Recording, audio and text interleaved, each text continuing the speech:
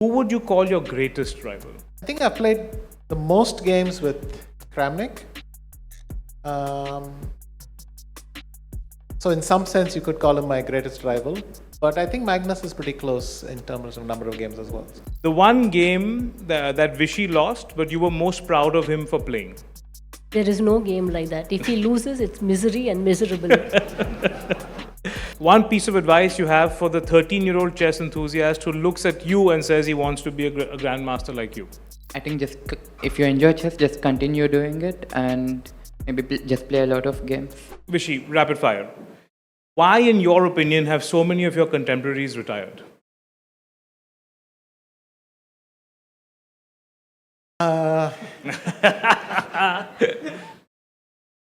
Because they wanted to try other things. What's the one thing that motivates you to still keep at it? It's a big part of what I do, and I don't want to stop it completely. I don't know how I would fill the time. Okay. The one achievement outside the chessboard that you're most proud of? Marrying up. Okay. One regret that you have in your professional career? I don't really. Okay. The one thing that you fear in your professional career?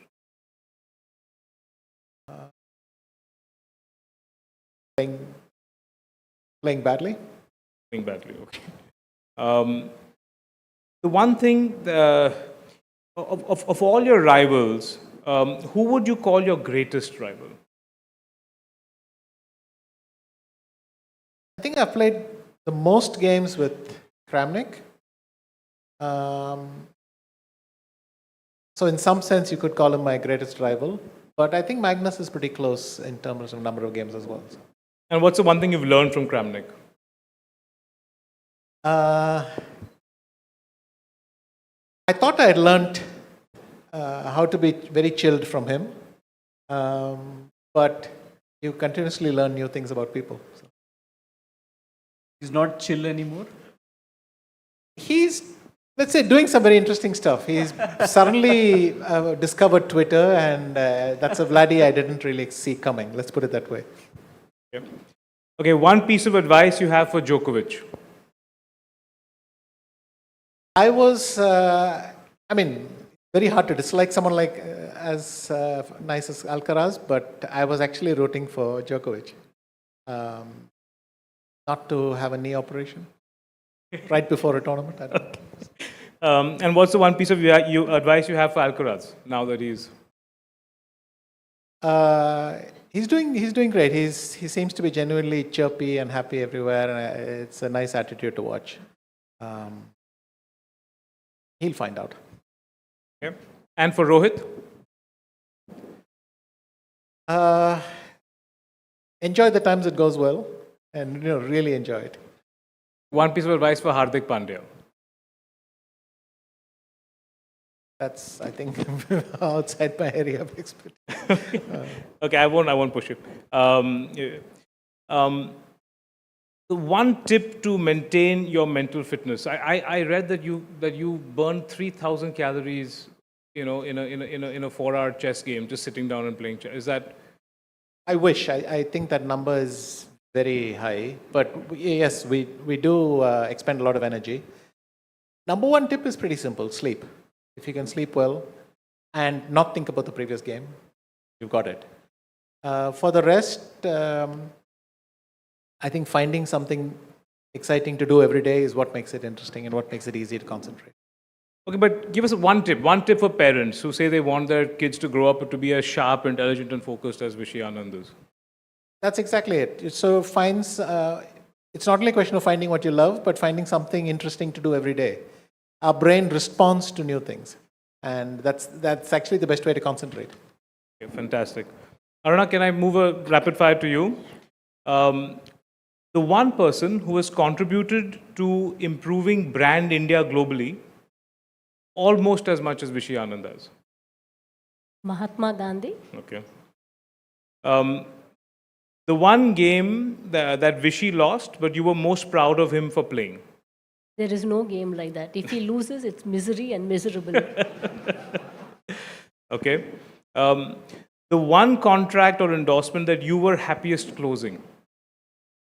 I think Anand is, he does a lot of work for WWF, and that is very interesting because, I mean, every time you learn a lot of new things, and it's very interesting to see what research they are doing. And I mean, personally, we're just very happy to be, be part of the WWF family. Very interesting. Okay, lovely. The one thing that the current generation or the Arjun's generation of sports people can learn from Vishy's generation? If you need marriage tips, you know where to ask. The one piece of advice you'd give a parent for keeping their child sharp, intelligent, focused like Vishy is? I think, like Anand said, let the child decide what they like to do. And it's interesting what children come up with these days. Like my son loves art. I mean, he's really good at it. And I'm very happy he found his own calling. So it's nice to see children passionate about something. It's amazing how much you learn along with them. Okay. And one advice you have for wives who work with their husbands? It's okay to shout at them once in a while. They understand. Or make them do push-ups. Yeah, make them do push-ups. If they can still do it. Okay. I have one rapid fire for all three of you. Will you support the idea of legalizing sports gambling in India? I would, ideally, I would permit sports gambling, but with limits, monthly, daily, whatever. Arjun, you have a view on this? Yeah, I think I would just copy on Anand on that. Okay. Aruna? I think the same. I think it's you should have some limits because it can get dangerous. And what if you what if chess were to become a gambling sport? I mean, how would that, somebody would come up with a unique idea. Would you welcome it or would you be against it? Again, with a lot of limitations, but thankfully it's not an issue we have to deal with. In chess, one of the challenges we face is cheating. And so anti-cheating measures are quite important at tournaments. I'm not quite sure what gambling would do to that. As I said, if you can really separate it, the fans want to do it, that's fine. Okay, so we're going to get to Arjun's rapid fire, then we get to some audience questions. But actually, I wanted to talk about, and we missed talking to Vishy about this earlier, but, artificial intelligence is something that, is just a buzzword everybody's talking about these days. But you have kind of, am I right in saying that you kind of stayed away from that stuff? You didn't play the IBM supercomputer when that was a big kind of a gimmicky thing to do. You've consciously kind of... I was heavily involved in playing computers in those days because it was still possible to beat them. Yes.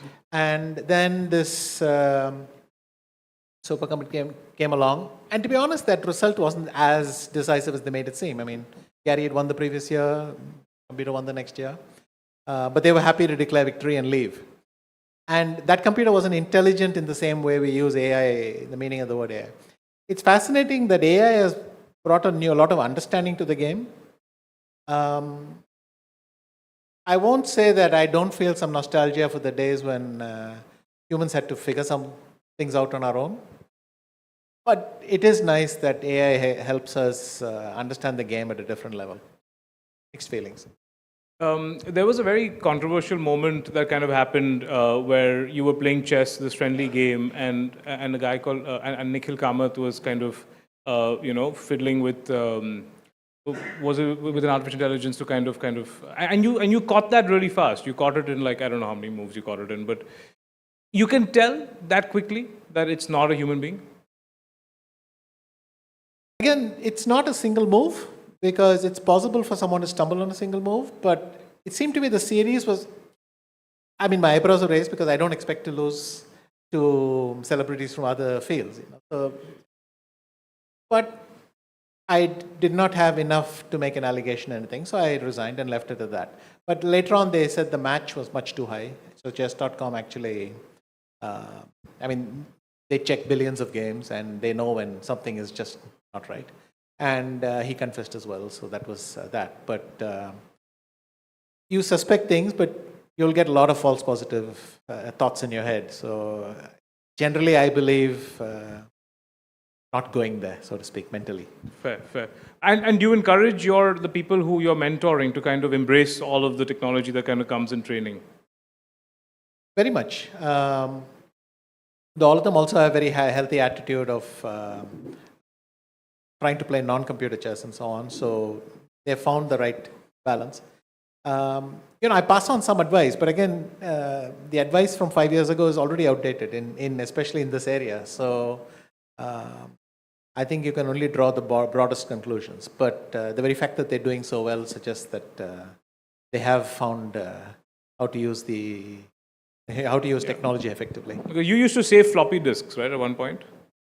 Yes, I've had floppy disks. I've had instructions manuals tells me shorten your opponent's names because otherwise it'll use up too much hard disk space and things like that.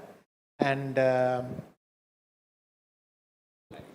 any one of my USB sticks has more hard disk capacity than the first 12 computers I had combined. And it's mind-boggling. And anything now is so fast.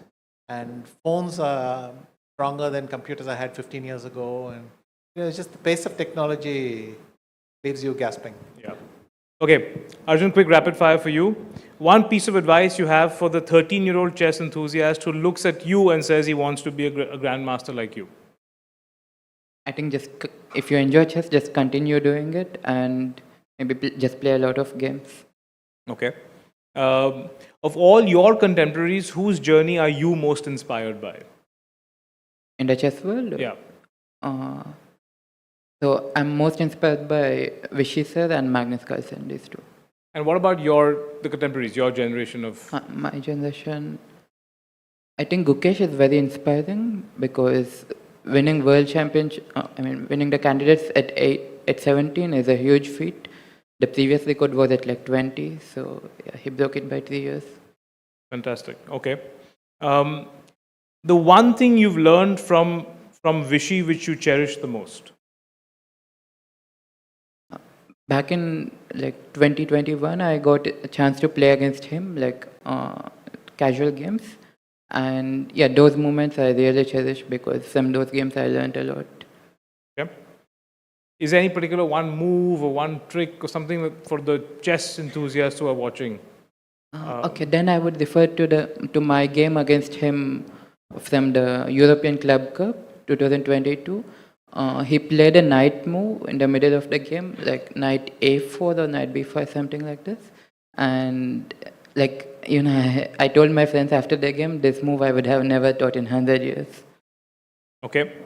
And just one last piece is what needs to happen for India to dominate chess globally like the Soviets once did? I think we are doing good, but dominating at their level is, like Vishy sir mentioned earlier, it's like almost impossible in this era. Okay. What's the one thing that needs to happen to make chess a more lucrative career choice? Bring in more sponsors and corporate companies. Okay. The one rival you're most excited to face this year? I have not faced Alireza that much, so I would really love to play. Okay. And the one thing that you think that Vishy's generation can learn from your generation?